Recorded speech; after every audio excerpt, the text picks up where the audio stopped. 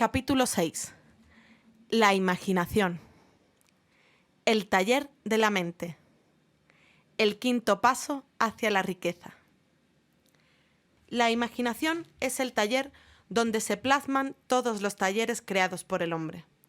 Al impulso, al deseo, se les da forma, perfil y acción mediante la ayuda de la facultad imaginativa de la mente. Se ha dicho que el hombre es capaz de crear cualquier cosa que pueda imaginar. Mediante la ayuda de su facultad imaginativa, el hombre ha descubierto y dominado más fuerzas de la naturaleza durante los últimos 50 años que durante la historia de todo el género humano anterior a esos 50 años. Ha conquistado el espacio aéreo tan cabalmente que los pájaros resultan pobres competidores.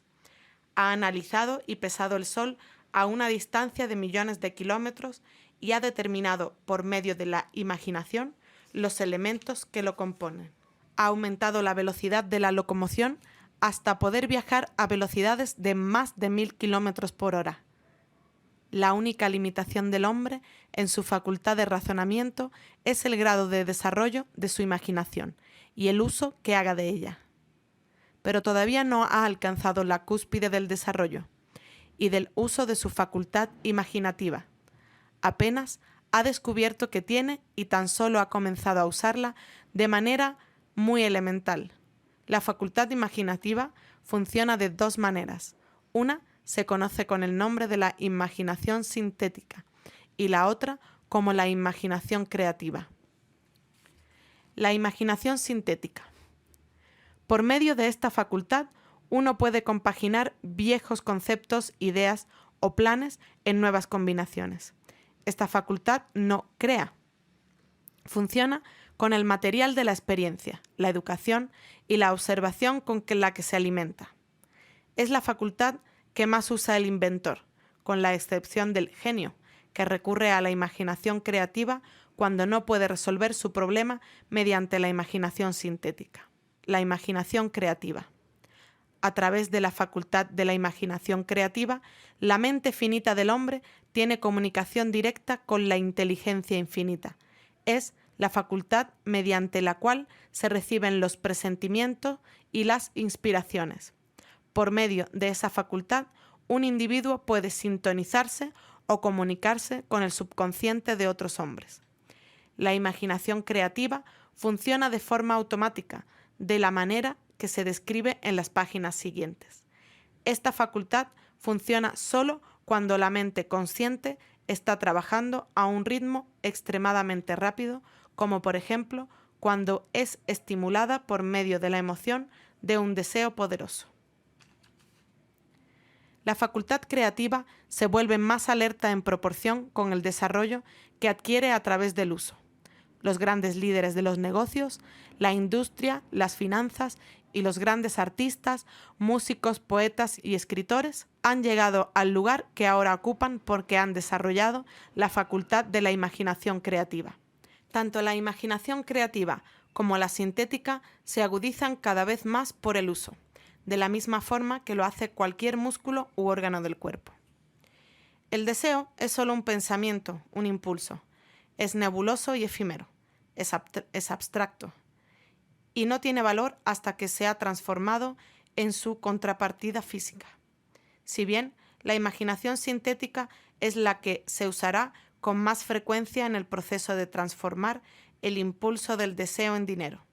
Usted debe tener presente el hecho de que puede afrontar circunstancias y situaciones que exijan el empleo de la imaginación creativa. Hay que ejercitar la imaginación, ya que la facultad imaginativa puede haberse debilitado a causa de la falta de actividad. Se la puede revivir y estimular mediante el uso.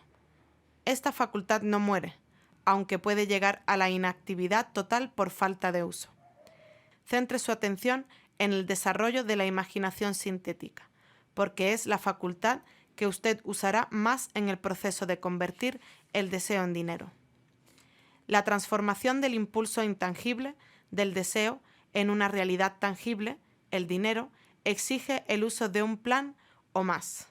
Este plan debe realizarse con la ayuda de la imaginación y, sobre todo, con la facultad sintética. Léase todo el libro y luego vuelva a este capítulo, y empiece enseguida a poner a trabajar la imaginación en la construcción de un plan, o planes, para la transformación de su deseo en dinero. Casi en cada capítulo se han dado detalladas instrucciones para elaborarlos. Siga las instrucciones que mejor se ajusten a sus necesidades. Ponga un plan por escrito, si todavía no lo ha hecho. En el momento en el que complete eso, habrá dado forma definitiva y concreta a un deseo intangible. Lea una vez más el enunciado anterior. Léalo en voz alta, muy lentamente, y a medida que lo hace, recuerde que en el momento en el que reduce la afirmación de su deseo y planifica su realización sobre el papel, ha dado el primero de una serie de pasos que le permitirán convertir ese pensamiento en su contrapartida física. La tierra, sobre la que usted vive, y todas las otras cosas materiales son el resultado de los cambios de la evolución, mediante los cuales las partículas microscópicas de la materia se han organizado y acomodado de una manera ordenada. Por otra parte, y esta afirmación es de fundamental importancia, este planeta y cada una de los millones de células del cuerpo que usted tiene y cada átomo de materia empiezan con una forma intangible de energía. El deseo es el impulso del pensamiento. Los impulsos del pensamiento son formas de energía. Cuando empieza a acumular dinero con un impulso de pensamiento, el deseo, usted está poniendo a su servicio el mismo material que la naturaleza empleó para crear este planeta y todas las formas materiales del universo, incluido el cuerpo y el cerebro, en los que los impulsos de pensamiento funcionan. Usted puede amasar una forma mediante la ayuda de leyes que son inmutables, pero primero debe familiarizarse con esas leyes y aprender a usarlas. A través de la repetición y ofreciendo la descripción de estos principios desde todos los ángulos concebibles, el autor desea revelarle el secreto mediante el cual se ha conseguido todas las grandes fortunas. Por extraño y paradójico que parezca, el secreto no es tal. La propia naturaleza nos lo pone adelante. En la Tierra donde vivimos, en las estrellas, en los planetas suspendidos en sus órbitas, en los elementos que nos rodean y en todas las formas de la vida que tenemos a nuestro alcance. Los principios que presentamos a continuación le abrirán el camino a la comprensión de la imaginación. Asimile lo que consiga entender, a medida que lee por primera vez esta manera de ver las cosas. Luego, cuando relea el texto y lo estudie de nuevo, descubrirá que ha pasado algo que clarifica las cosas y le da una comprensión más amplia de todo. Pero sobre todo, no se detenga, no dude en sus estudios de estos principios hasta que haya leído el libro al menos unas 3 veces, porque para entonces ya no querrá detenerse. Las ideas son el punto inicial de todas las fortunas. Las ideas son productos de la imaginación.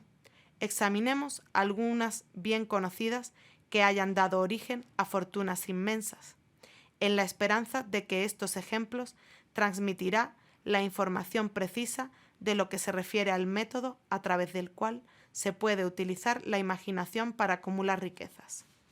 Un caso práctico: la tetera encantada. Hace 50 años, un viejo médico rural se fue a caballo hasta el pueblo.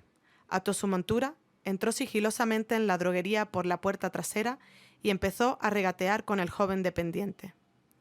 Durante más de 1 hora, tras el mostrador, el viejo doctor y el dependiente hablaron en voz baja. Después, el doctor salió, fue hasta el caballo y regresó a la tienda con una gran tetera antigua y con una paleta de madera que se usaba para revolver el contenido de la tetera, y la depositó en la parte trasera de la tienda. El dependiente inspeccionó la tetera, buscó en su bolsillo interior, sacó un rollo de billetes y se lo alargó al doctor. El rollo contenía $500, todos los ahorros del dependiente. El doctor le dio un trocito de papel en el que aparecía escrita la fórmula secreta. Las palabras de aquel trozo de papel bien valían el rescate de un rey, pero no para el doctor. Esas palabras mágicas eran necesarias para que la tetera empezara a hervir, pero ni el doctor ni el joven dependiente sabían qué fórmulas fabulosas estaban destinadas a brotar de aquella tetera. El viejo médico estaba contento de vender esos objetos por $500. El dependiente se arriesgaba mucho apostando todos sus ahorros a un trocito de papel y una tetera vieja. Nunca había soñado que su inversión comenzaría con una tetera que rebosaría de oro y que un día sobrepasaría el milagroso fenómeno de la lámpara de Aladino. Lo que el dependiente había comprado era en realidad una idea.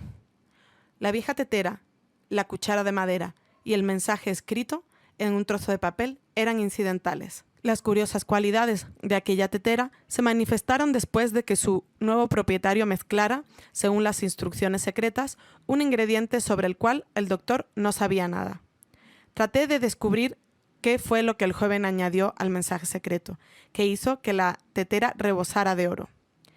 Esta es una historia de hechos, más extraños que la ficción, de hecho, que se inician en la forma de una idea. Echemos una ojeada a las vastas fortunas que esta idea ha producido. Ha rendido y sigue rindiendo fortunas inmensas a hombres y mujeres que se ocupan de cultivar caña de azúcar y de refinar y comercializar el azúcar. La vieja tetera consume anualmente millones de botellas, proporcionando trabajo a un enorme número de trabajadores del vidrio. La vieja tetera da empleo a un ejército de dependientes, taquígrafos, escritores y expertos en publicidad en toda la nación. Ha obtenido la fama y la fortuna para muchísimos artistas que han creado cuadros magníficos que describen el producto. La vieja tetera ha convertido un pequeño pueblo del sur de los Estados Unidos en la capital sureña de los negocios, donde ahora beneficia directa o indirectamente cada negocio y casi a cada residente de la ciudad. La influencia de esa idea beneficia ahora a todas las ciudades civilizadas del mundo, vertiendo un flujo continuo de oro para todo aquel que la toca. El oro de la tetera construye y mantiene una de las universidades más importantes del sur de los Estados Unidos, donde millares de jóvenes reciben el entrenamiento esencial para el éxito. Si el producto de esa vieja tetera de bronce pudiera hablar, nos contaría escalofriantes historias de novela, en todos los idiomas. Novelas de amor, novelas de negocios, novelas de hombres y mujeres profesionales que se ven estimulados a diario por ese producto. El autor está seguro de una de esas novelas por lo menos, pues tiene una parte de ella. Y todo empezó no muy lejos de donde el dependiente le compró al médico la vieja tetera. Allí fue donde el autor conoció a su esposa y ella le habló por primera vez de la tetera encantada. Era el producto de aquella tetera lo que estaba bebiendo cuando él le pidió que lo aceptase para lo mejor o lo peor. Sea usted quien fuere, viva a donde viva, y sea cualquiera su ocupación a la que se dedique, recuerde en el futuro, cada vez que vea las palabras Coca-Cola, que su vasto imperio de riqueza e influencia ha surgido de una sola idea, y que el misterioso ingrediente con que el dependiente de la logrería Asa Candler mezcló la fórmula secreta y sobre el que tanta gente ha reflexionado era la imaginación. Deténgase a pensar en ello por un momento. Recuerde, además, que los pasos hacia la riqueza que se describen en este libro han sido los medios por los que la influencia de Coca-Cola se ha extendido a cada ciudad, pueblo, aldea y encrucijada del mundo, y que cualquier idea que usted pueda crear, tan buena y meritoria como la Coca-Cola, tiene la posibilidad de duplicar el récord de ese refresco mundialmente difundido. Esta historia demuestra la veracidad de aquel antiguo adagio: donde hay voluntad, hay un camino. Esto me lo decía ese preciado educador y clérigo Frank W. Gunsaulus, que comenzó su carrera de predicador en los corrales de ganado de la región de Chicago. Mientras el doctor Gunsaulus estudiaba en la universidad, observó muchos de los efectos en nuestro sistema educativo, defectos que creía que podría corregir si fuera director de un colegio. Se propuso organizar un nuevo colegio donde llevar a cabo sus propias ideas, sin los obstáculos de los métodos ortodoxos de la educación. Necesitaba $1 millón para poner su proyecto en marcha. ¿Hacia dónde necesitaría tender la mano para obtener semejante suma de dinero? Esa era la pregunta que absorbió la mayor parte de las reflexiones de ese joven ambicioso y predicador. Pero no parecía que consiguiese progreso alguno. Todas las noches se acostaba pensando en lo mismo y al día siguiente se levantaba con la misma idea. Siguió dándole vueltas hasta que se convirtió en una obsesión. Al ser un filósofo, además de un predicador, el doctor Gunsaulus reconocía, tal como todos aquellos que tienen éxito en la vida, que un propósito definido es el punto inicial desde donde se ha de comenzar. Reconocía además que esa definición del propósito adquiere animación, vida y poder cuando está respaldada por un deseo ardiente de traducir ese propósito en su equivalente material. Él conocía todas esas grandes verdades y, sin embargo, no sabía dónde ni cómo encontrar $1.000.000. El procedimiento natural hubiera sido ceder y olvidarse del asunto diciendo, en fin, mi idea es buena, pero no puedo hacer nada con ella porque nunca podrá producir $1.000.000. Eso es exactamente lo que la mayoría de la gente hubiese dicho. Pero no, es lo que el doctor Gunsaulus dijo. Lo que dijo e hizo son cosas tan importantes que ahora se lo presento al lector para que él mismo sea quien lo explique. Un sábado por la mañana me senté en mi habitación pensando maneras de conseguir el dinero necesario para llevar a cabo mis planes. Durante casi 2 años había estado pensando, pero no había hecho otra cosa que pensar. Había llegado el momento de la acción. En aquel momento decidí que reuniría ese $1.000.000 en el plazo de una semana. ¿Cómo? Eso no me preocupaba. Lo más importante era la decisión de conseguirlo en un plazo determinado. Y quiero destacar que en el instante que alcancé esa decisión, una extraña sensación de seguridad se apoderó de mí, y de una manera que jamás había experimentado. Algo en mi interior parecía decir, ¿por qué no has tomado esa decisión antes? Hace tiempo que ese dinero te espera. Los acontecimientos se precipitaron. Llamé a los periódicos y anuncié que a la mañana siguiente pronunciaría el sermón. ¿Qué haría si tuviese $1.000.000? Me puse a trabajar de inmediato en el sermón, pero debo decir con franqueza que la tarea no era difícil, porque había estado preparándolo durante casi 2 años. Mucho antes de la medianoche ya lo había terminado. Me fui a la cama y me dormí con un sentimiento de confianza, porque podía verme a mí mismo en posesión del $1.000.000.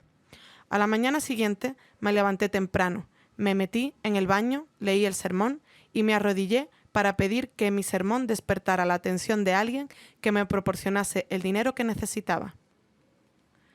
Mientras estaba rezando, volví a sentir la seguridad de que el dinero estaba a punto de aparecer. En mi excitación salí sin el sermón y no descubrí mi descuido hasta después de que estuve en el púlpito dispuesto a leerlo. Era demasiado tarde para volver a mis notas, y fue una suerte que no pudiera hacerlo. En vez de las notas, mi propio subconsciente me proporcionó el material que necesitaba. Cuando me puse en pie a pronunciar mi sermón, cerré los ojos y hablé con todo el corazón y el alma de mis sueños. No solo hablé para mi audiencia, también me dirigí a Dios. Dije lo que haría con $1.000.000, si alguien me pusiera esa suma en las manos. Describí el plan que había ideado para organizar una gran institución educacional en la que la gente joven aprendería a hacer cosas prácticas, al mismo tiempo que acumulaban conocimientos.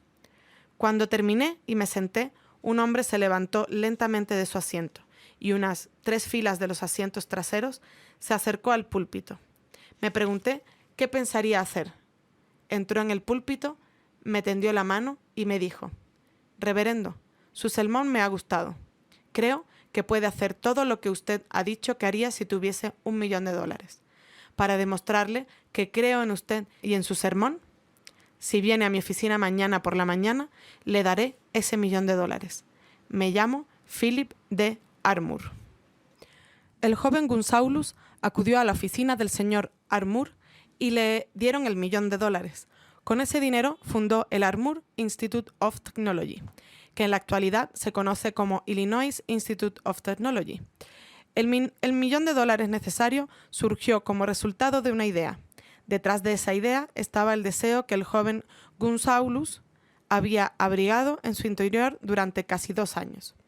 Observe este importante hecho. Consiguió el dinero al cabo de 36 horas de haber alcanzado la decisión definitiva de obtenerlo y de decidir un plan definido para ello. No había nada nuevo ni peculiar en la vaga idea del joven Gunsaulus, en lo que se refería al $1.000.000 y en sus débiles deseos de conseguirlo.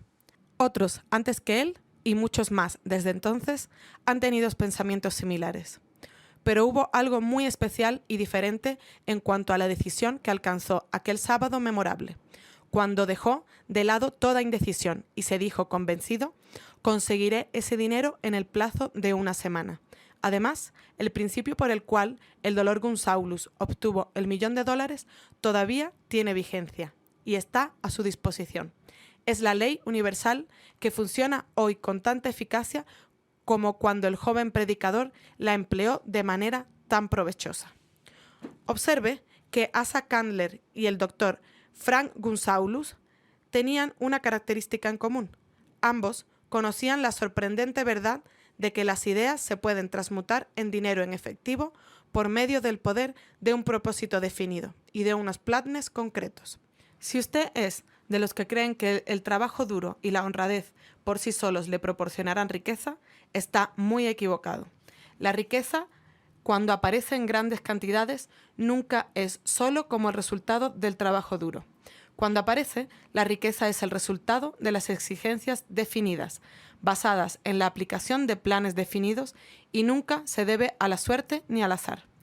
Una idea es un impulso de pensamiento que incita a la acción por medio de un llamamiento a la imaginación.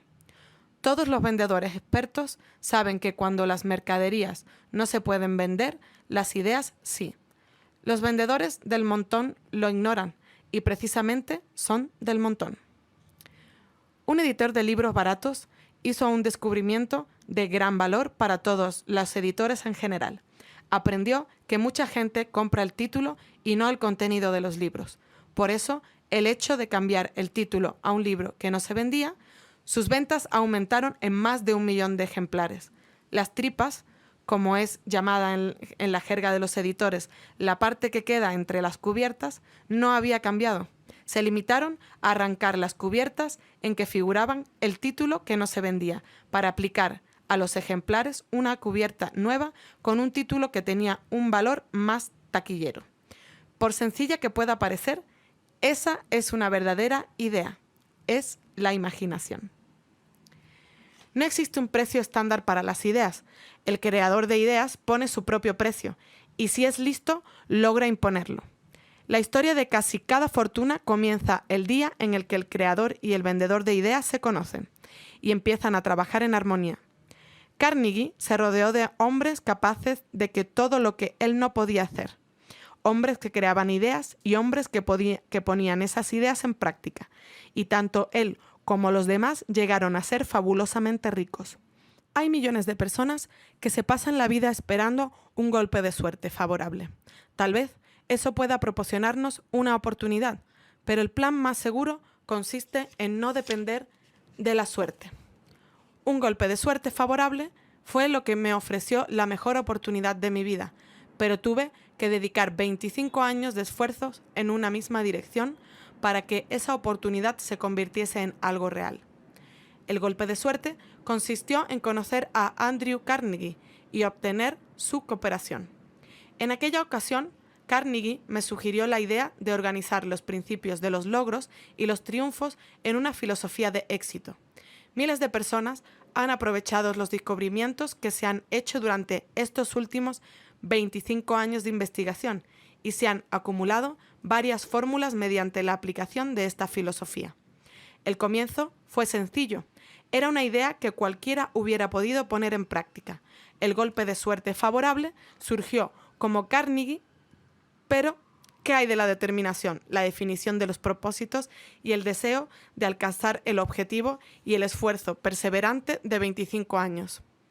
No era un deseo ordinario el que sobrevivió a los contratiempos, a los desalientos, a los fracasos temporales, a las críticas y a los constantes recordatorios de que aquello era una pérdida de tiempo. Era un deseo ardiente, una obsesión. Cuando Carnegie me sugirió la idea por primera vez, fue alimentada, alentada y abrigada para mantenerla viva. Gradualmente la idea llegó a ser gigante por su propio poder, y entonces me alimentó, me alentó y me condujo. Las ideas son así. Primero nosotros le damos vida, acción y orientación, y luego ellas adquieren su propio poder y arrasan con cualquier tipo de oposición. Las ideas son fuerzas intangibles, pero tienen más poder que el cerebro físico en donde nacen. También tienen el poder de seguir viviendo aún después de que el cerebro que las haya creado hayan regresado al polvo.